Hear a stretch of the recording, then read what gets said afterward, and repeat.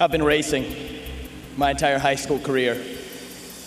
But now when we're finally crossing the finish line, I wish I could have stopped just a little earlier and caught a breath of the fresh air that had surrounded me the whole time.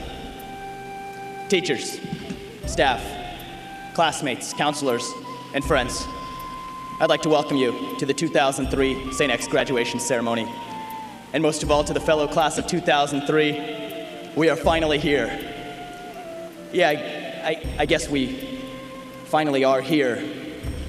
But the last question facing us tonight is what this really means. In one sense, I feel that at long last, after struggle and after success, that tonight we have arrived. Yet in quite another sense, I'm only reminded of a quote we recently read in our English class, that it is better to travel than it is to arrive, leaving me altogether confused as to how I'm supposed to feel right now. The word commencement comes from the French word commencer, which means to begin, and yet now we use that same word commencement to describe a ceremony marking the end to our four-year high school experience. And I know the idea is a little trite for graduation ceremonies, but then again, it's only trite because it's true. So tonight, which is it really? The climactic ending to it all, or simply the launch pad from which we now embark? The only answer lies in looking at our experience.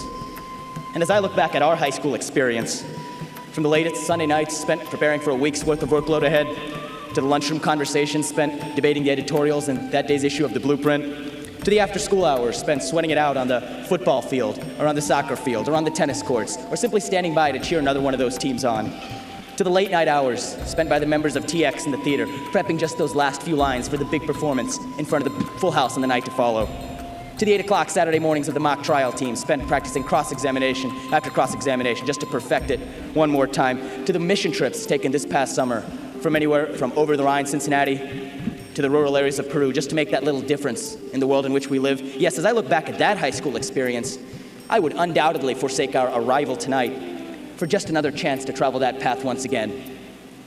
But it's been said, and correctly so, that experience is like a knife.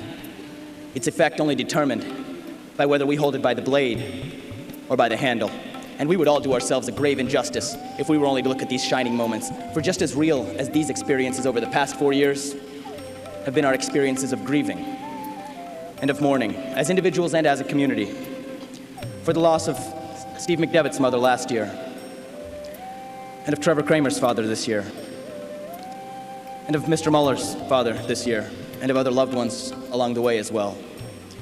Our experience of standing 2 years ago in disbelief as we watched the televisions in the library on the morning of September 11th, 2001.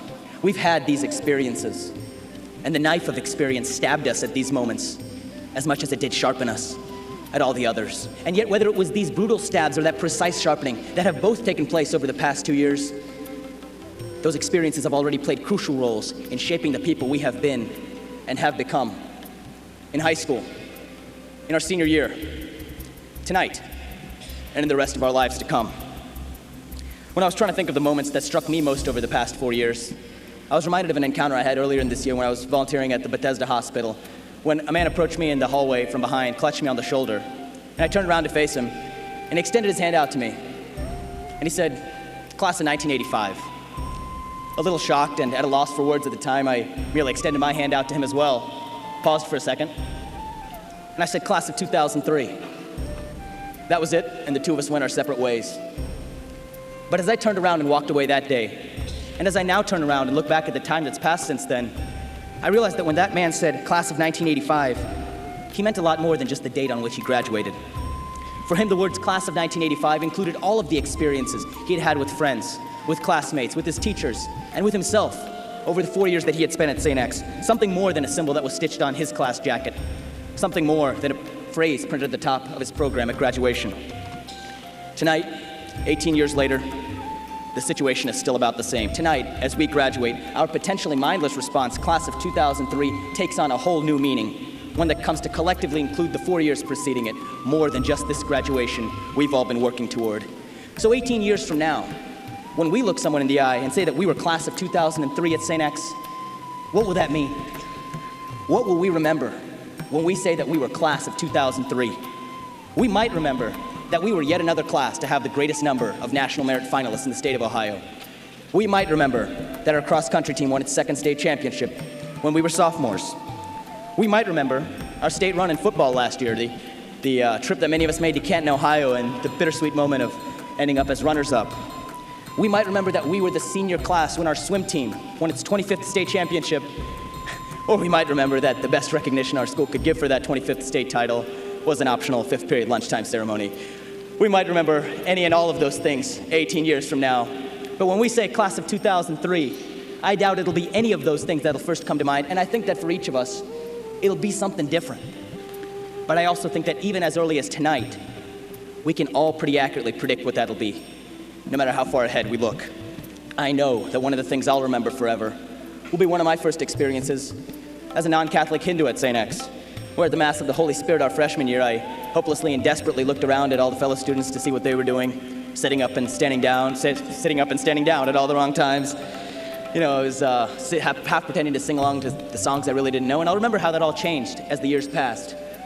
But if I'm to remember that experience 18 years from now, then I'll also be sure to remember my experience in my sophomore religion class, when I was exposed for the first time not only to the ideas of a Catholic school, but to the ideas of my peers, and eventually, of myself.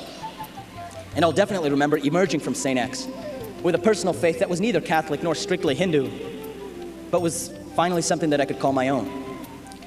As I was trying to figure out how I would end this speech tonight, I considered ending it with a mutual wish of good luck to everyone. But I'm glad I'm now stopping short of making that mistake. Because when I thought about it, I realized that wishes and luck alone are not responsible for why we're here today. Because it's neither wishing nor luck that's gotten us to where we are. It's not wishing that's letting us graduate. It's not luck that got us accepted into colleges. And it won't be wishing or luck that's going to carry us on its shoulders for the rest of our lives. We're not here because of our good luck alone. We're here because of our good work and God's help. And the sole end of that work shouldn't be achieving any great reward. Rather, it should just be doing the work itself and receiving nothing more. In a way to give and not to count the cost. It isn't about reaching the destination. It's all about making the journey to get there. And in the end, we might find ourselves at a destination far from the one we have in mind tonight. And so tonight, we find that this graduation, this commencement, is neither an end nor is it a beginning, but is simply another step on the journey along which we embarked long ago. Indeed, it is better to travel than it is to arrive. But if we look back at the travels over the past 4 years, we will realize that tonight is not the destination of those travels, but is instead only another stop on that journey. So tonight, let that journey begin. Actually, excuse me. It's already begun. Thank you all, and may God bless.